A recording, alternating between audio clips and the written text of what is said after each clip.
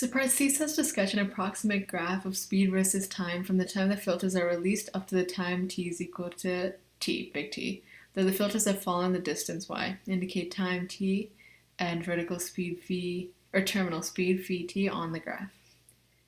So this is a graph that's gradually approaching vt at time t. And why it's like this? Basically, we have, if you think about the filters falling, the speed's going to gradually increase until it got to vt. And as I told you, at vt, the acceleration is 0. So it's going to just stay the same. After a certain point, it's not going to change much. So it's going to go on like this at vt. It's not going to change. It's going to gradually get faster and faster. Initially, when you drop it, the force of acceleration on it, or the force of gravity on it, the acceleration has a huge impact on the filters. So it's going to go like this, but then it's going to slow down. Yeah.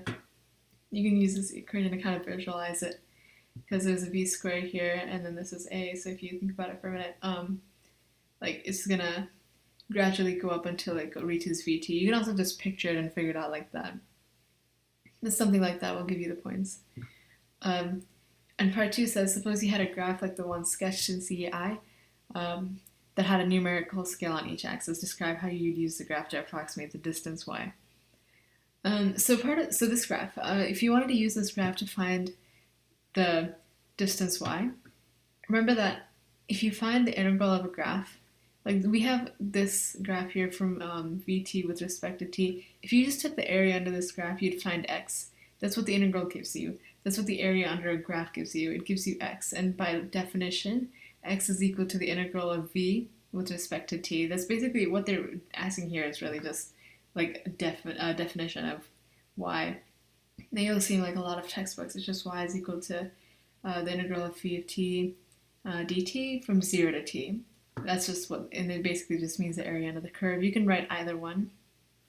And once you find the area under the curve, all of that's going to give you the distance y. So part D says to determine an expression for the approximate amount of mechanical energy dissipated, a change in E due to air resistance during the time the stack falls the distance y, where y is greater than big Y. So express your answer in terms of y, m, vt, and fundamental constants. Okay, so change in energy. That's basically the change in final energy, or the final energy minus initial energy. So UF plus KF. U is potential energy, K is kinetic energy. So if you have UF plus KF minus UI plus KI, another way of writing that is change in U plus change in K. So basically here the change in energy is equal to change in U plus change in K. So we have to find values for both change in U and change in K. So the change in potential energy as the filters fall, it's going to fall at distance y. Gravity is going to act on it, so what we have there, the only potential energy that's acting on a falling object, such as these filters here, is going to be gravitational potential energy. So since it's falling at distance y, the distance downwards is going to be mgy. It's minus because it's falling downwards, and therefore it's falling in the negative direction. And because of that, they're putting a negative sign on the front. And they just want to remain consistent with the sign conventions. So don't forget the minus sign. And change in K is going to just be equal to half mvt squared. That's the final kinetic energy. The initial kinetic energy is just 0 because it was dropped from rest. So if you look at this, it's half mv squared. But the initial kinetic energy is going to be 0 because this v is going to be 0. Right? So kinetic energy initially is just 0. So we just have half mvt squared.